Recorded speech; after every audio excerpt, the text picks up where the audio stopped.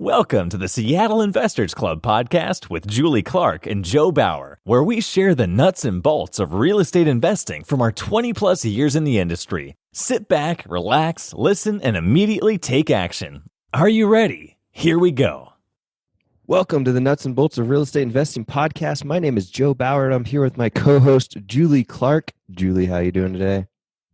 I'm all good, Joe. I'm all got lots of miles of walking under my belt, still drinking my coffee every day. And as I was just talking to you guys, there's some interesting homeschooling stuff going on over here in my world that is, I will say, actually enjoyable. So I'm on the up and up. I'm all feeling good. How about Nice. Yeah, doing great here as well. It was like 62 degrees yesterday. Felt like the first time of getting some good sun this year. Agreed. I agree. Yeah. We went on a long walk yesterday and we all had to take our jackets off. And now we're going on such long walks now that I now bring a backpack just full of stuff so we can just wander endlessly if we feel like it, right?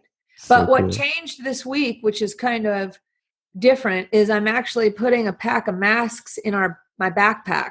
Oh, yeah. Know, in case we, I don't know, for some weird reason get stuck in some place where there's a bunch of people, even though we're avoiding everybody. But that's kind of weird. But loving the long walks. Again, Buddy is not complaining at all. Our sidekick Labradoodle here. But yeah, you guys, what are you guys doing? Because you're not able to go into the parks. You're just doing some random mountain walking or what? Yeah, that's a great question. We got closed down in our local trail running area because all the, Washington State parks are closed, which was a surprise as we were headed up there to do a trail run since we had never seen anybody on the trails. And we did run into a family friend, though, that lives up here in the Chelan Hills that has a private piece of land, or a friend of a friend with a private piece of land that said we can go trail run on it. So we haven't done it yet, but that's our plan. Other than that, we've just been kind of like running around in the orchard roads, Well, because you guys can't go park the van in these parks anymore. You kind of got homeless. Yeah. As far as parking spots go. Totally. Is that what happened? Really? Right? Where do you park? Yeah, that's exactly what happened. We got homeless. They wouldn't let us come in for most places. I mean, there's obviously certain places that you can kind of like sneak into, private land, or places that it's like BLM land that they didn't put a closed sign on. So, they could come and ticket you, but you're kind of like hidden anyway.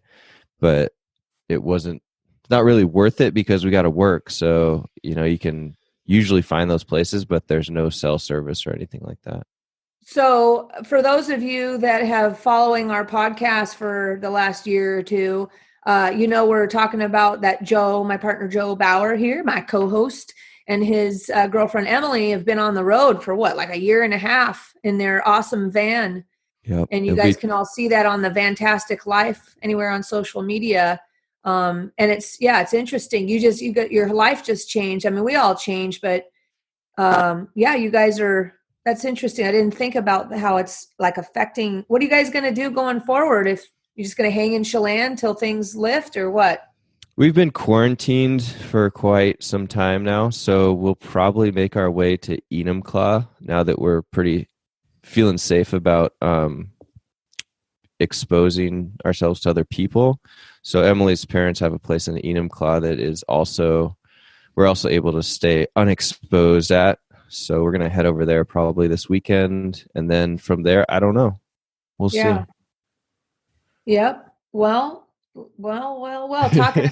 Talking about exposure. Yeah. Today we have brought back on our friend Preston Walls, the founder and CEO of Walls Property Group, who owns, he'll tell us how many units he owns here in the Seattle area. And when I say exposure, I mean exposure to a lot of tenants that may or may not be losing their jobs or have trouble paying their rent. So Preston, that was my uneloquent way of introducing you back into our world today. So thanks for joining us again.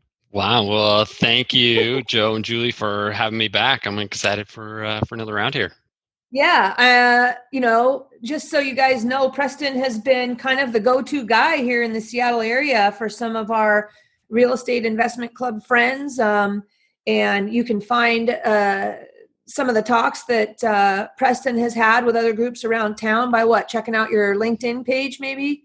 Yeah, they're all posted on my LinkedIn page.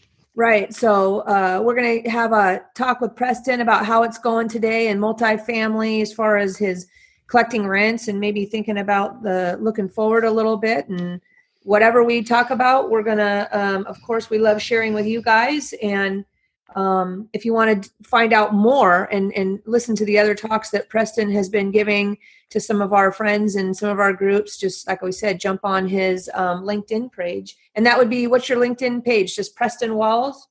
Correct. Yes. Excellent. Either Walls Property Management or Walls Property Group.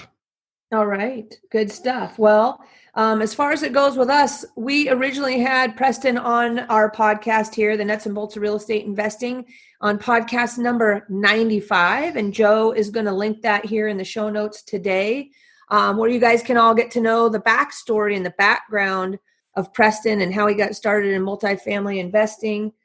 He shared a story about how he and his team buys value-add multifamily real estate. We discussed some strategies on how his team adds value by finding ways to add additional rental square footage, as well as details on some ninja management tips and so forth. And you can find that on podcast number 95. But today we are going to shift gears in our discussion with Preston, as we are all in the throes of a health crisis that is now moving towards a financial crisis with mass unemployment, which of course impacts landlords and tenants, as we have all been discussing these last several weeks, and want to really avoid the us versus them mentality, right? We're all in this together, and big believer in trying to avoid the us versus them mentality here today. But Preston, let's get straight to it today. Thanks for joining us. Just a little bit of background follow-up. Can you tell our listeners today how many units that you own or maybe you manage for others and where those are located, just so we get some context? You bet. My business on the property management side, Walls Property Management, is based in Ballard in Seattle. And so I tend to focus on a fairly narrow geographic area within Seattle, kind of Seattle core market. I've got about 500 units, and we manage another 300 units for third-party clients. So a little over 800 units under management in total. Not all in Ballard, though, right? No, it tend to be Queen Anne, Capitol Hill, Wallingford, Fremont, Green Lake, Magnolia. Those are the main neighborhoods. I mean, very core Seattle, right? So a good reflection of probably rents that are. Would you consider the rents that you guys have on those properties? Medium level rents, higher end rents? What do you think? We've got a fairly wide spectrum of rents. We've got a couple relatively newly constructed mid-rise buildings in the mix that are probably in the A- category, and we manage some third party older unrenovated product in kind of more outlying parts of Seattle that would be more in the C category building. But the bulk of it is kind of B range products, so older buildings that have been renovated to newer finishes, but lack the amenities of a larger building. Great. I mean, so really we're talking to the right person here. Are you finding that, how's it going? First of all, I'm hearing, we're plugged in as you are now, also plugged into a lot of investors and tenants and landlords and things like that through Seattle Investors Club. And we're hearing that most people, like it feels like 95% plus of people, didn't really have a problem with their April rent. that maybe there were some people that, paid part of the rent late, but for the most part, pretty good news out of the collecting rents topic. Did you? Yeah, I was really pleasantly surprised with April collections. Across the board, we were about 94.5% collected through the 6th of the month, which is quite a bit better than I had anticipated. In our early communications with residents, we had about 8% of the portfolio come back to us and say that either lost their job or were at risk of paying that month's rent. So to have the collected amount come in higher than that was good to see. And there was also some really interesting nuance in type of building and collection rate. So we saw a direct correlation between building quality and therefore credit quality of the residents with likelihood of collection. So we were about 96.5% collected on kind of A minus B plus product, 91% on kind of B minus, and it fell off a cliff as you go down to lower quality buildings. 79%. And are those on the lower quality buildings that had those rental collection issues off the cliff there? Are those more managed properties or owned? Those are third-party managed properties. And so that means that it's up to, are they looking on those third-party managed properties? Are they looking for your guidance on what to do, or are they telling you what their willingness is to work with tenants? And what are we talking about? Like, I can pay zero, or I can pay something, or what did it look like on the ones that fell off a cliff? A lot of job loss in those buildings, and the unemployment benefits just haven't caught up yet, or haven't had a chance to kick in. So, it's so new and so sudden that the residents of those properties are just kind of caught in this illiquidity. Yeah. And they don't have a lot of savings. So not a lot of buffer. What's the feeling on those types of situations out there? Is the feeling like, okay, we're just gonna, not panic yet and wait for unemployment to start kicking in, and then hope that that's going to help solve this for that specific, I'll call it C buildings, that tenant profile? Is that the hope here, that the unemployment's going to take care of it? Well, I mean, that's the passive hope.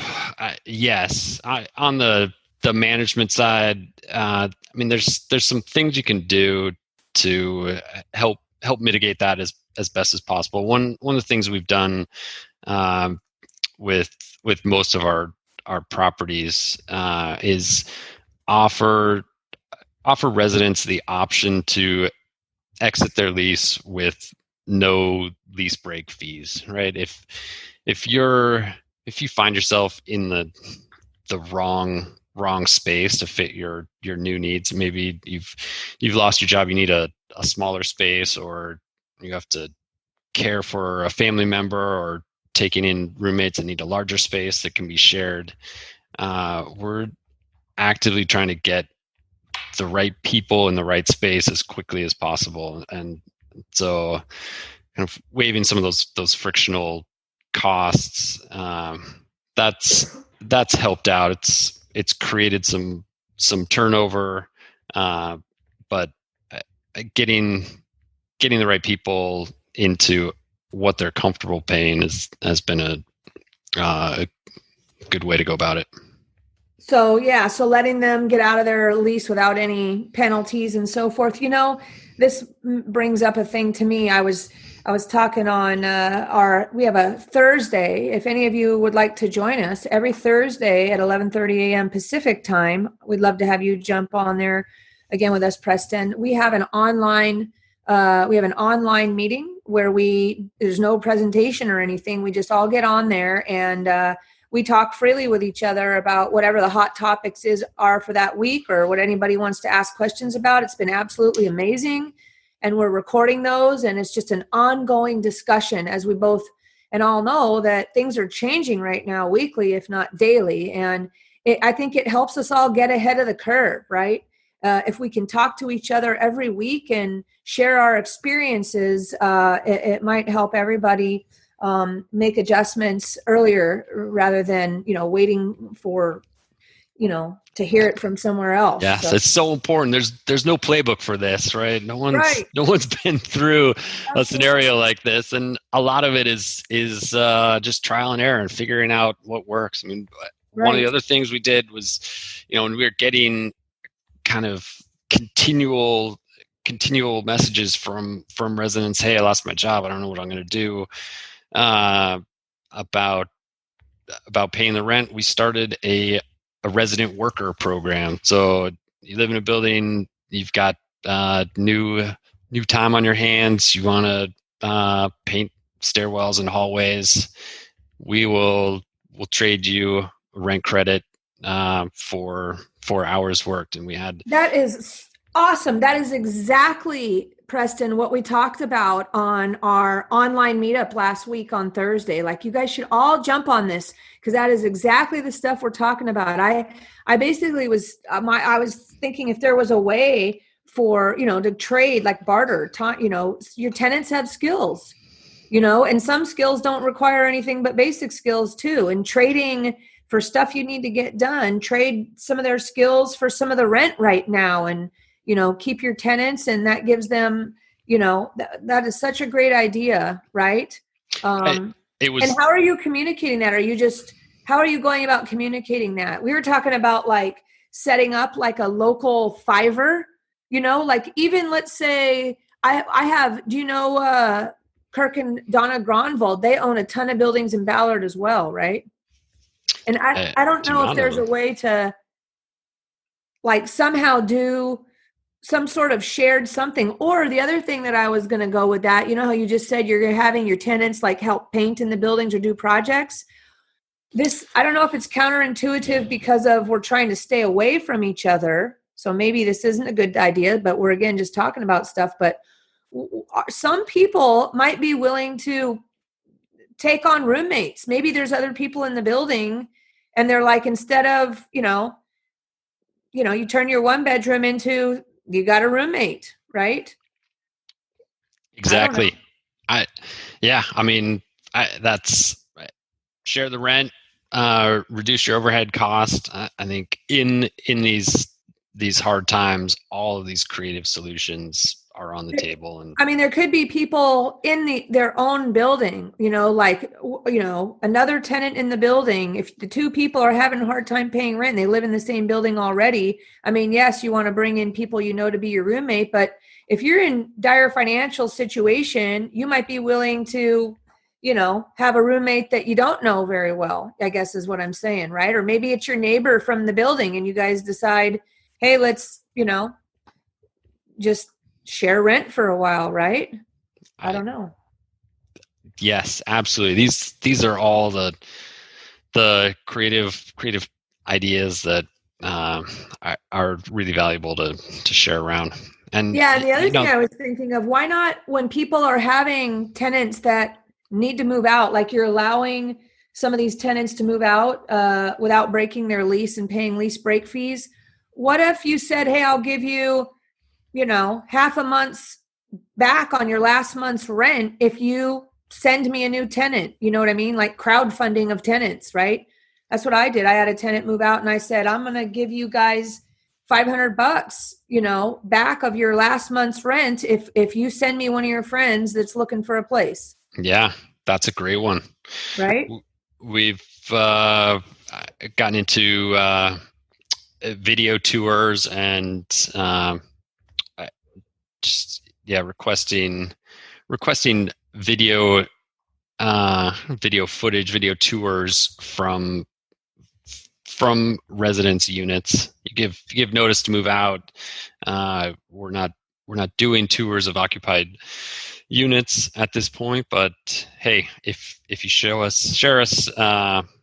a video of your space that we can post, we'll give you credit for that. So that's Totally awesome. That's helped us just increase our marketing exposure for upcoming vacancies, and we've been signing a number of new leases just with the video tours and no showings involved. How does that now? How's that working? Because I myself have that going on actually just today. So are you when somebody says they look at the video tour and they say, okay, I want to rent it. They rent it sight unseen except for the video, and then what? You're collecting a deposit from them and you give them X amount of days to move in, or what? Correct. Yeah, it has the lease. It just operates as it would normally. There's a move-in date, deposit, move-in fees. One thing we're doing to help mitigate some of this risk from the resident side, we have a 90-day risk-free trial. So if you get there and the apartment's not what you thought, not what you expected, or your situation changes, right? 30 days from now, the world, I'm sure, will look completely different from how it looks now. And if this apartment's no longer the right place for you, again, you can leave, move out, no lease break fee, find the right spot for you. So if they tell you that within 90 days of moving in, you will let them, if they give you written notice 90 days within moving in, during those first 90 days, you'll let them break their lease if it doesn't work out or they lose their job or whatever. Correct. Yes. Good one. I like that. I'm going to steal that one. Absolutely. Yeah, we haven't seen any other properties, landlords in our market offering that, and it's been a good differentiating feature for residents coming in just to get comfortable with this new environment of leasing a space that they haven't been in. Have you adjusted any of your, I imagine not, right? Market still seems hot, right? Is your leasing activity slowed down, or is it pretty much the same? Leasing traffic has slowed down significantly. Yes. Some of the interesting takeaways from it, there's a lot fewer tire kickers out there. So the conversions rates have increased.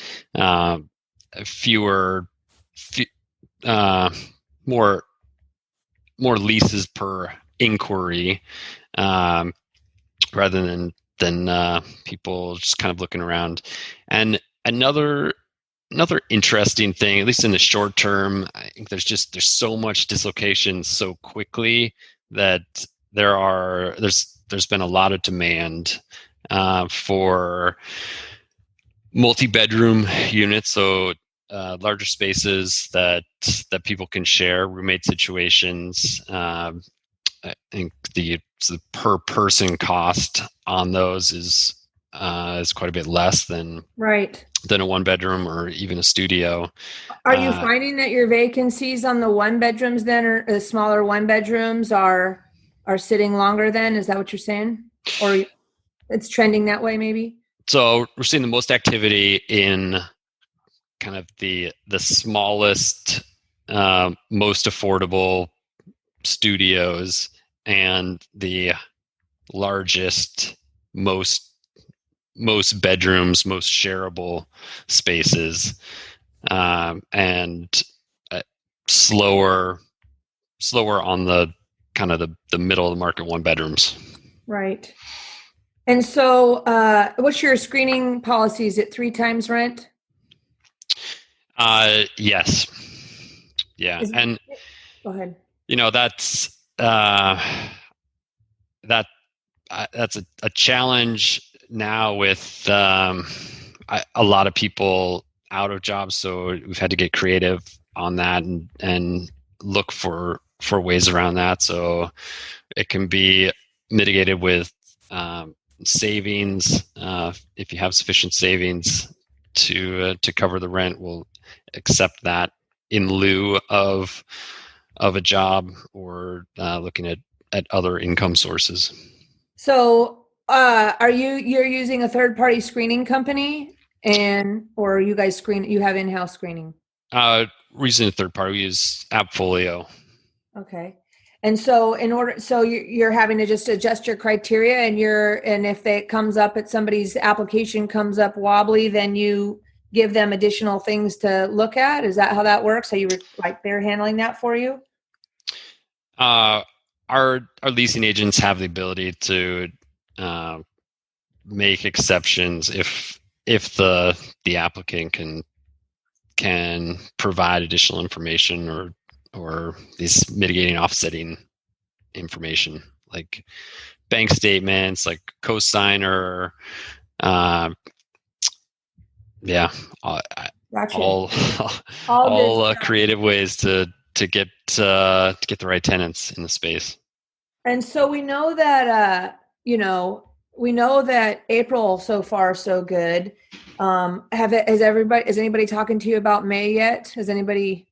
Or did you guys reach out to all the tenants, or Yeah, we reached out to the entire portfolio kind of mid-March as we were starting to get inquiries from residents.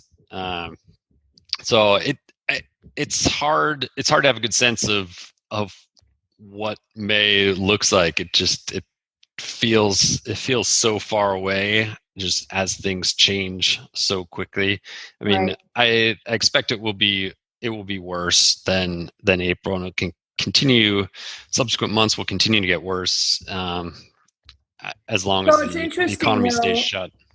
Yeah, and there's going to be probably, let's say, as things get worse, it's not like it gets worse and they leave immediately, right? Or maybe that's your way of, net absorption. If they're going to have a problem, that's the thing with the unemployment, right? So is the unemployment going to, who knows, help solve that or not? I mean, unemployment is capped out, I guess on your B, on the bulk of your B properties, that middle portion there, what type of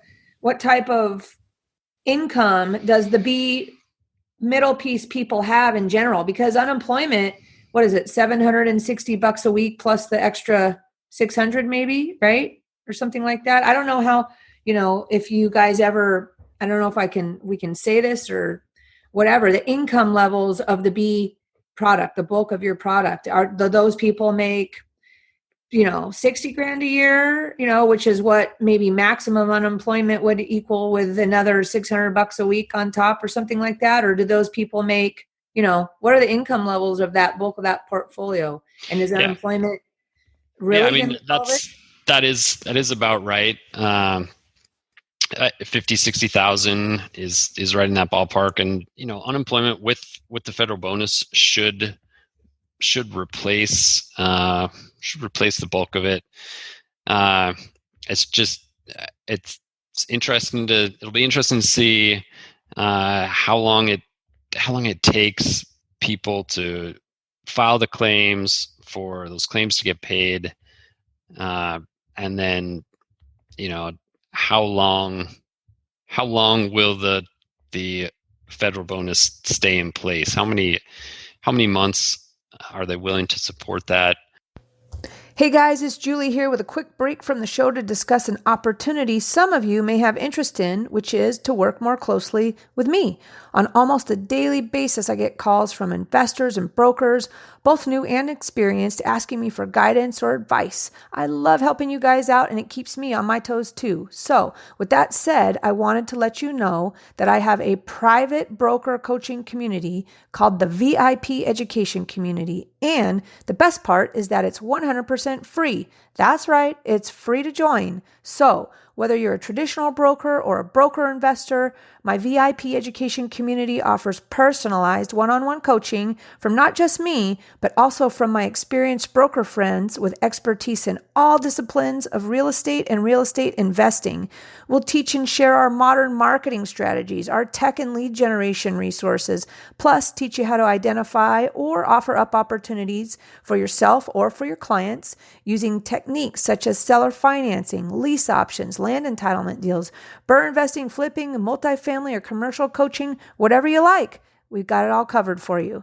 The future of real estate is changing fast, and to stay in the game, it's time to learn about all the options you can offer your buyer and seller clients, as well as, if you want, learn how to use those skills to grow your own real estate portfolio. If you'd like more details about joining my VIP education community, reach out to me at julie@seattleinvestorsclub.com or text me at 206-910-2985 or just send me a Facebook message. My new favorite phrase is community equals confidence. So let's navigate the future of real estate together. Now, back to the show. When we talk to our friends at SmartCap out of Redmond, they're our commercial real estate buddies, our go-to check-in on commercial real estate. They're actually requiring on any type of rent modifications, they're requiring their tenants to apply for whatever help they can get as part of the rent modification agreement, right? And I was wondering if it makes sense to have somebody in-house on your team that just simply helps people make sure they apply for unemployment as part of the agreement to give them a break. Or is that, I don't know. I'm just making this up. Just talking out loud with my friends, everybody. Yeah. That's a great idea. I hadn't thought of doing it on a residential, on an individual level. We've taken a similar stance on the commercial side. The business application for the PPP plan, the benefits are pretty good, pretty favorable for businesses. The application process of getting there has been really challenging. It's challenging to just find a lender that has capacity to do it. So I hear that. Let's cover that in a second. I want to just wrap up here on the tenant stuff. I have a couple more questions for you, and then we're going to jump on that for a second. So, if somebody, when you're doing these rent modifications or you're letting people out of their lease if they need be, but if they don't want to break their lease and they want to stay and you have to work with them, what are you doing there? I guess it hasn't come up yet. What do you think you're going to do? Well, so just working backwards, payment plans are my last resort. Once someone gets behind on the rent and that balance starts to accrue, it's a hard hole to dig out from. I was thinking, if you're making a payment plan, a payment plan could look like, okay, yes, feel free to pay your rent in 3 parts during the month, one this way, but you start tagging on, you can pay extra later to catch up, or how do they ever catch up? They're not going to catch up. It's hard to dig out of that hole. So how do you prevent them from getting in that hole in the first place? So yeah, things like being able to work and trade for rent credit. We're waiving credit card fees to put that amount on a credit card. What percentage of your tenants pay on a credit card, or pay? Do they ever, or nobody does? You're just saying before this month, 0 did, and so far we've had two residents take us up on paying via credit card. So I think we'll see a bit more, but yeah, any idea, any way to keep them current. And then our So we have kind of set communication that goes out after the 5th of the month when our rent is late. So starting the 15th of the month, we'll start offering payment plans if all of the other options have not been successful. Right. I mean, and that's just kind of we're doing it just because we're going to see what happens type of thing. Right? Yes. Right? Yeah, it's crazy. So what about tenants that have leases renewing like in the next 60 days where we're probably going to be in this at least that long for another 60 days? What are you doing? With leases that are maturing, are you?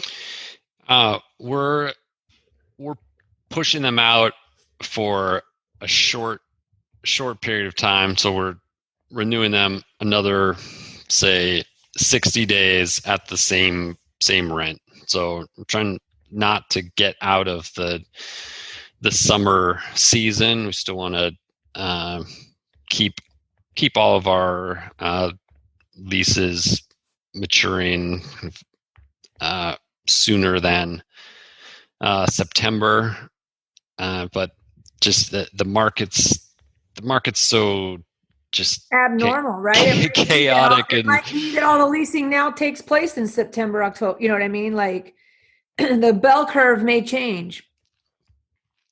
Yeah. So we've kind of we don't want to adjust rents until we know where the market rents are going to shake out, and we don't want to force any residents into having to make a long-term decision to stay or to go. I was wondering if it makes any sense. Maybe it doesn't make any sense. Like to like with your best paying tenants or something.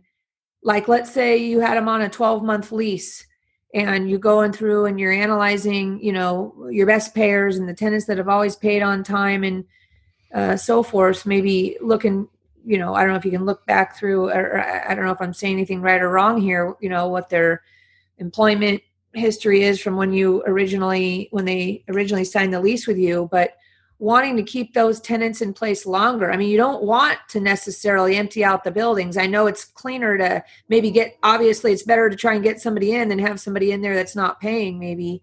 But what about the people that are paying that have their leases coming up? Is there any sense, and I'm just making this up, guys, as we're talking out loud with our friend Preston here, to recast their leases?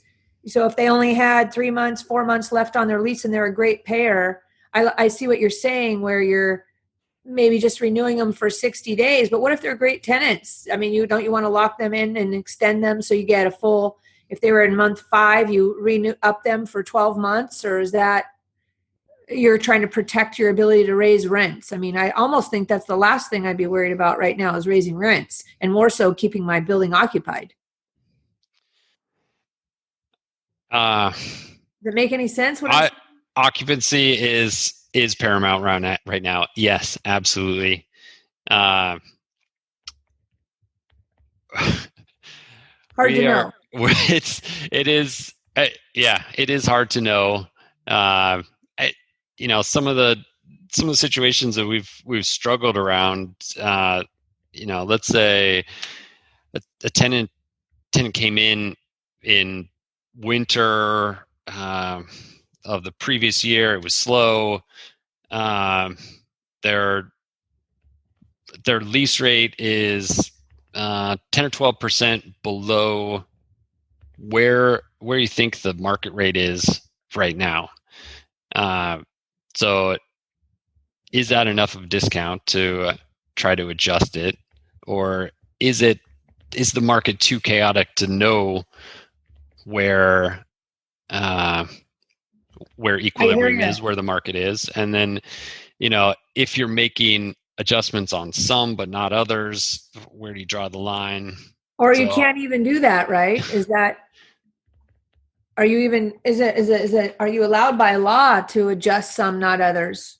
You don't have to do it across the board, offer it across the board? On on renewals, no, you can charge the market rent. But the question is, where is the market rent right now? And that's one that's really hard to answer. And so that's what we've That is a good question. So punted on.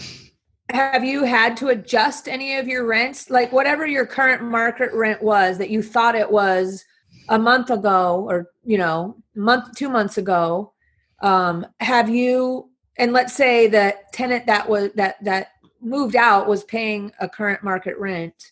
Have you found that rents currently on the leases that you're doing, because you are getting some activity, have they dropped at all yet, or are they not yet? This is another crazy thing about where the market is right now. No, the rents have not dropped. And with unemployment where it is, with the economy where it is, you should see rents, or I would expect to see rents dropping, but that has not been the case. And our renewal rates in most cases have been higher than the outgoing resident in that space. Right. And in some instances, especially in 3 bedrooms, that category has been particularly in demand.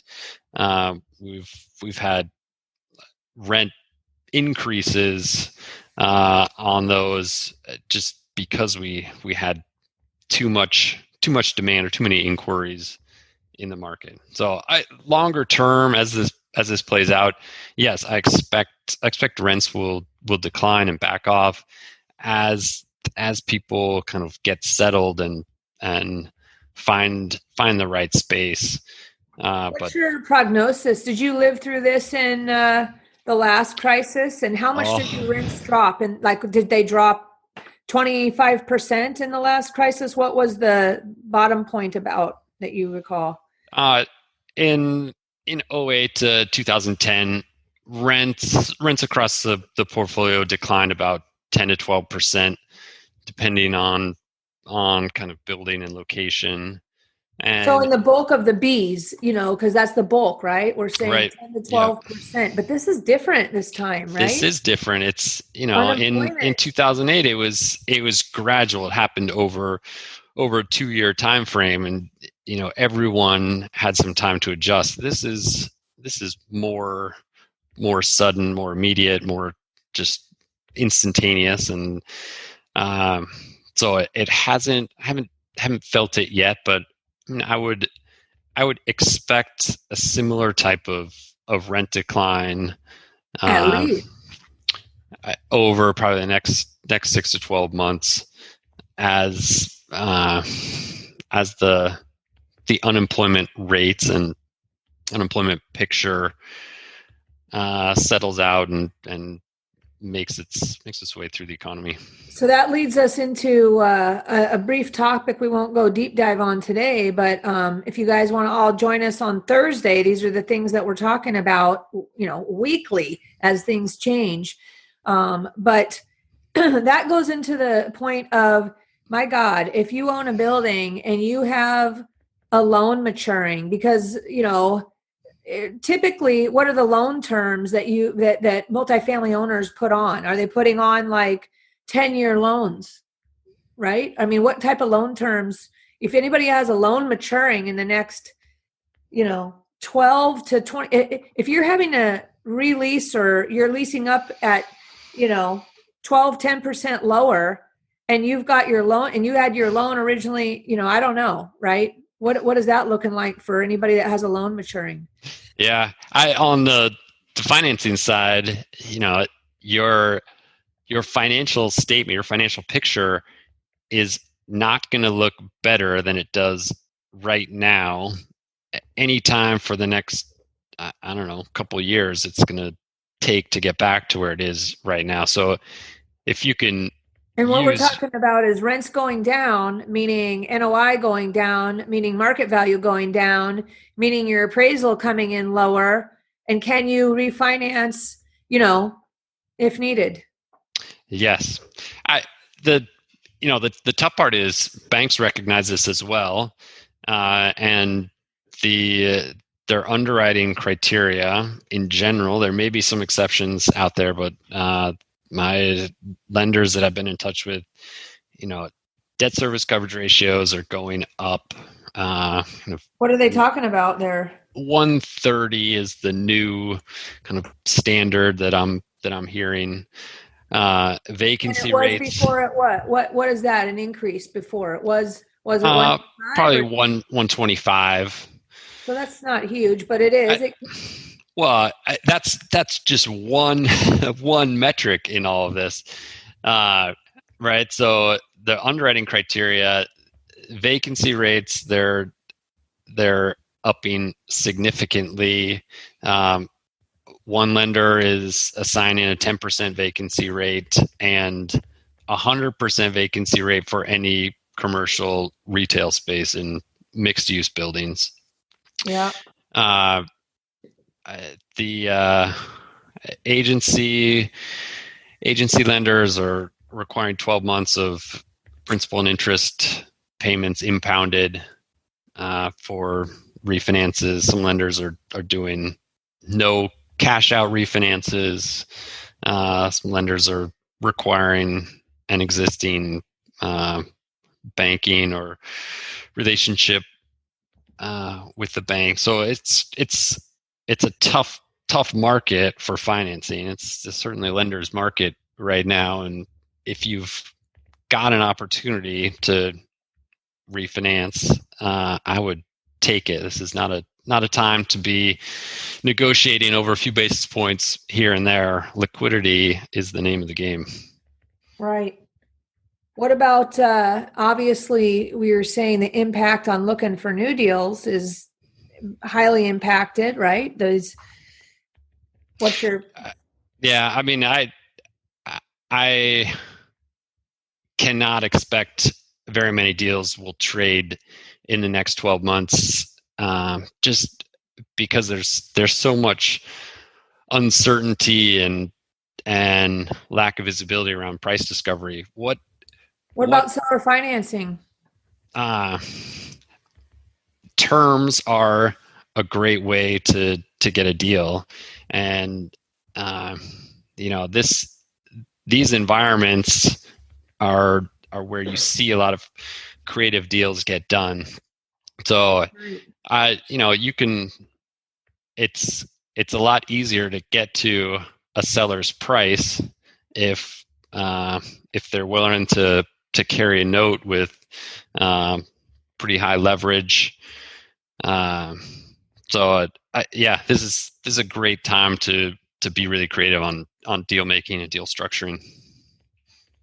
Are you planning to proceed forward with some seller financing, ready to, are you looking for that? Or obviously got to spend your time just maintaining what you got as first course of action, but are you going to be actively pursuing seller financed deals or opportunities?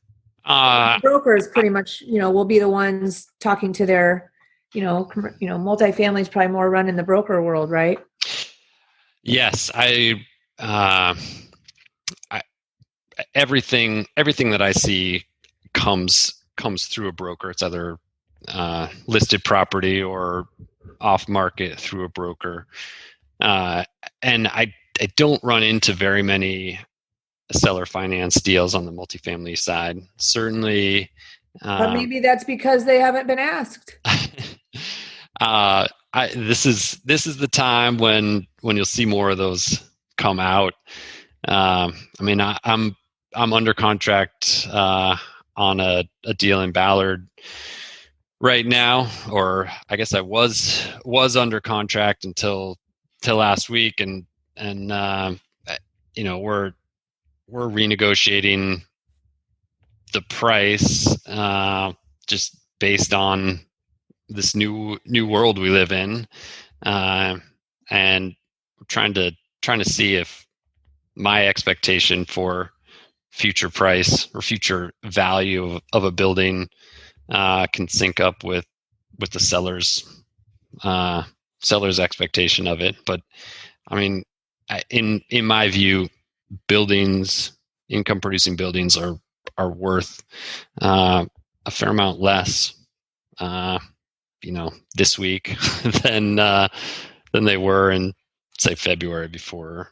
I can tell you that, started. yeah. I mean, there could be some really, really creative terms related to all that. I mean, to me, I am focused on all that kind of stuff right now.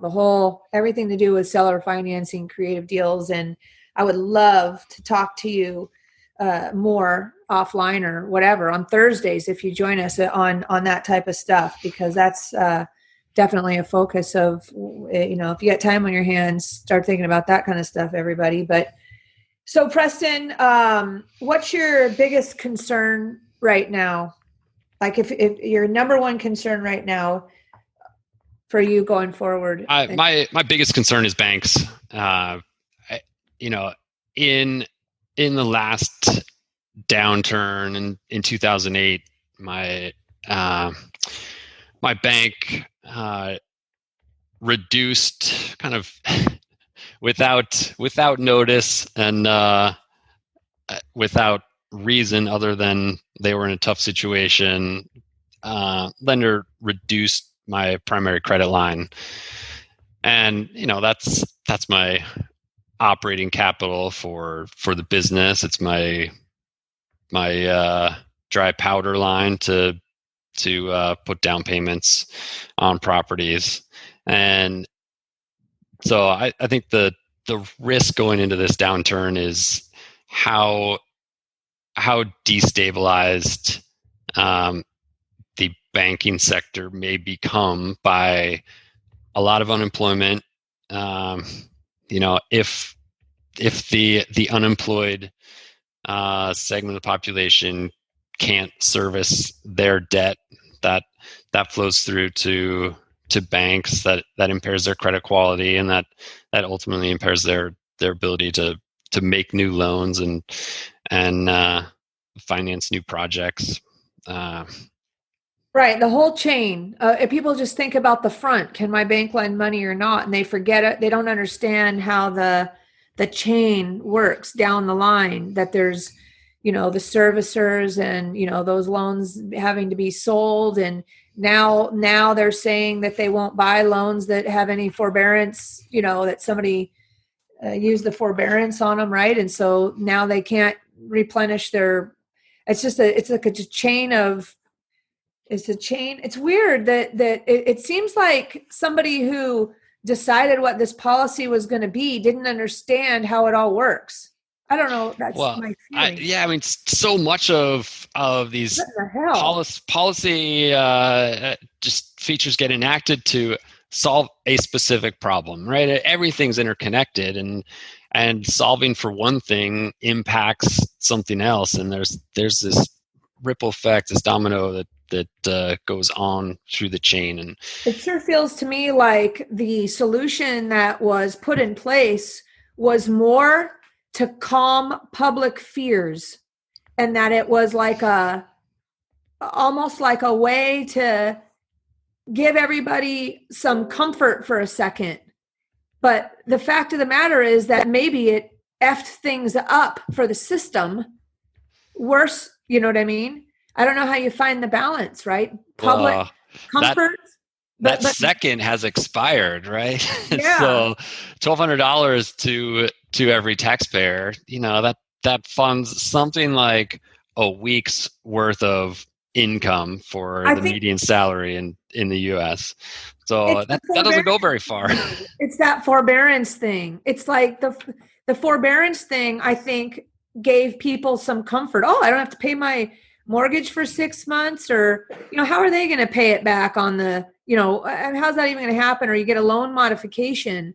So, but the wheel, the chain, the downline there of the process, it screwed everything up. And that is the scary part. I'm with you.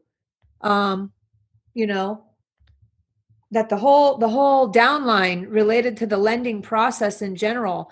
Somebody put out the Barry Habib article that explained how it all works. That was the best thing I read on how, you know what I'm talking about? No, I have not seen this. Oh, okay. I'm gonna, Joe, I'll send it to you and we can link it into the podcast, and Preston, we'll get it over to you as well. very, very, very good explanation of how it all works. And people should know. They should just, the one thing I'll say for my personal self that's come out of this is that I've sure learned a lot more about economics, macroeconomics, lending, the whole function, how it all works, the detailed chain. And I've enjoyed that as a silver lining, I guess I'll say, learning more about all that stuff myself. But yeah, I'm with you, Preston. That's why I think, creative financing, seller financing, everybody should take some time if you have downtime and start understanding that better, or simply, if you're interested in talking about that, contact me. I'll talk about it with you, Julie at SeattleInvestorsClub.com, or just call me, 206-910-2985. I'm going to be, really focused on that. A lot of my coaching and training that we do with brokers and stuff like that on that kind of thing. But yeah, Preston, let's just continue the conversation, really. To be clear, the banking situation is still in relatively good shape. Right. It's hard. It's a lot harder to get a loan, but the risk, the ultimate biggest risk that I see out there is significant deterioration in lending. Just makes it really, really hard for transactions to get done in real estate, and impairs the value of those assets tremendously. Right. I mean, the best thing we can hope for is somehow we're going to be able to go back to work to start everybody paying their mortgages, right? And so the thing is that how does this work though? Let's say you take the forbearance. You're somebody that takes the forbearance, and you've made that deal. It's in place, and you go back to work. Are people then gonna continue to not pay just because they can, because that's the mentality of people? Or I'm not going for that myself, so I don't know what any of those types of documents look like. Or is there some, I don't know. Well, right? So in order to qualify for forbearance, you have to document economic hardship. So you have tenant or tenants in the building that are not paying, behind on their rent, or unable to pay. And I think one way around this is getting funds into the hands of businesses through things like the PPP financing, and those loans. What are you guys doing? What have you guys applied for, and how's it going? It's been painfully slow, right? Because every business, every small business in the country is working on trying to get financing through this right now. It's creating tremendous strain on banking resources, and the banks, as near as I can tell, are running flat out trying to process these, trying to get them all through. So there's significant risk in just the program being insufficient for the level of demand that's out there, but it also has the potential to get a number of businesses caught up on their rent, so that property owners don't need to go into forbearance programs. Right. I mean, as far as which one did you apply for? You guys apply for one of them? So we're working on the PPP program, but we have not yet found a bank to process our application. Right. And we have 4 lenders that we have existing relationships with, and that we're parallel pathing all of them. And why have they not been able to work with you? Because they have so much demand, and they have so little kind of available access to their piece of the pie. They're trying to get as many as many applications through the process, through their underwriting as quickly as possible. Have you heard anything like, I don't know where I heard it or saw it because everything's flying out everywhere. And so nobody listen to this and think that it's fact or anything like this. We're just talking. That's what we do here amongst our friends and share it with all our rest of our friends is, have you heard anything about that the banks are wanting to, they are giving priorities to their biggest depositors? Meaning there's a pecking order. They want to keep their biggest depositors in business. And so they're going to work with them first just to, yes, absolutely. I mean, banks are businesses right. as well. And they're in it to reward their top customers. And BOA is one lender. I mean, the Treasury's kind of funneling the money through the largest banks first, and then it's slowly dispersing out to local community banks, the smaller lenders, where at least I have the bulk of the relationships, because those are the types of lenders that I need to work with to get comfortable on a value-add real estate loan. So the money hasn't worked its way through the system quite yet to get to those smaller lenders.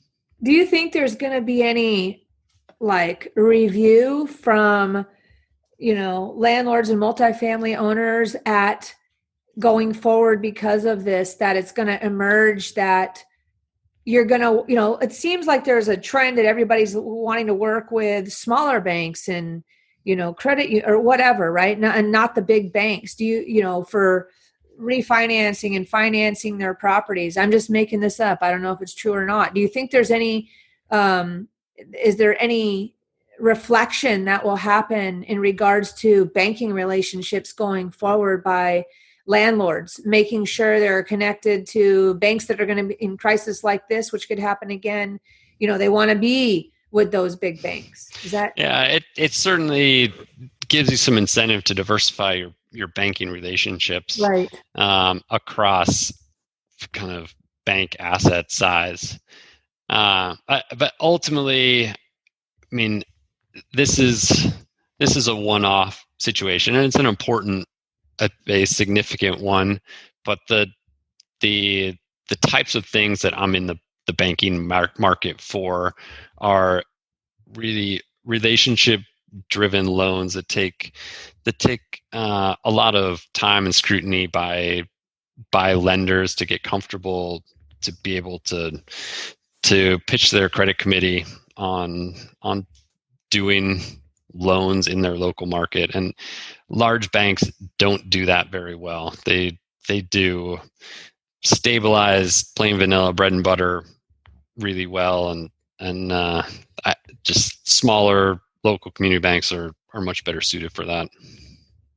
Well, good stuff. Well, guys, we've been on for quite a while today. Didn't think we were going to go this long, but it's such an important, evolving topic. Preston, we appreciate you so much. And, you're plugged in there where we can get a good feel. And we know that you run a really tight ship and have a great team there. And so please, everybody, we're going to have Preston back. Maybe we'll even have Preston back once a month right now. Who knows, right? We'll talk about that just to check in. It's a good time to check in and share ideas. But like we said, everybody who's listening, no matter where you are, if you're not even in Washington, the things that we're talking about here can apply nationally, really. And so if you'd like to join us and stay plugged in with brokers, investors, and lenders and private money, lenders and everybody who touches real estate, please join us every single Thursday, Pacific time, 11:30 a.m. Pacific time. You can find a link to our online Zoom meetup on the Seattle Investors Club meetup page. Or Joe, why don't you give everybody the details about today's podcast? We all told you that you could hear more about Preston and connect with Preston on his LinkedIn page. And that is with, did you say it was Walls Property Management or your personal name? Remind us again, Preston. Yes, Preston Walls Property Management. There you go. And Joe, what about the details of today's podcast? Yeah, everybody can find the details at seattleinvestorsclub.com/113. That's seattleinvestorsclub.com/113, where we'll have links to all of the stuff we've talked about. And guys, join us and follow our podcast. We are doing really trying to put people in place right now, such as we're going to recheck in with Joseph Kidworth and the Kidworth Group that are experts in credit counseling, because we're all going to probably need to understand the best way to move forward with watching our credit and checking in with him on that. We're going to have some information about how everything's going on affects the 1031 exchange market and what's going on there. We're going to have continued property managers and landlords and, everything we can think of that we think are important and current. We're doubling up. Joe and I are doubling up right now on our podcasts, just trying to get more and more information out and available to you guys. And we so much appreciate your support. And which means what? What can they do to support us, Joe? Yeah, definitely hit that subscribe button on your favorite podcast source if you haven't done so already. And the other thing is reviews. So getting 5-star reviews helps us so much. And if you guys feel that way about our podcast, we'd love for you to give us one.